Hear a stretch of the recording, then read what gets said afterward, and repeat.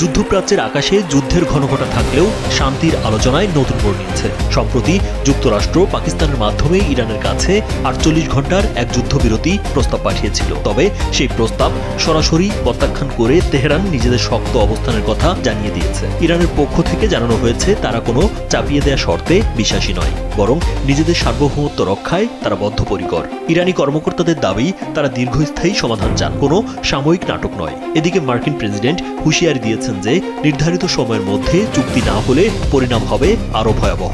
অন্যদিকে ইরানও দমে যাওয়ার রাষ্ট্র নয়। তারা ইতিমধ্যে যুক্তরাষ্ট্রের একটি অত্যাধুনিক যুদ্ধবিমান ভূপাতিত করার দাবি করে নিজেদের শক্তির জানান দিয়েছে। পুরো বিশ্ব এখন উদ্বেগের সাথে লক্ষ্য করছে এটি কি বড় কোনো যুদ্ধের সংকেত, নাকি আলোচনায় আসবে নতুন কোনো সমীকরণ। হরমুজ প্রণালীতে পণ্যবাহী জাহাজ চলাচলের অনুমতি দিলেও সামরিক উত্তেজনায় এক চুলও ছাড় দিচ্ছে না ইরান।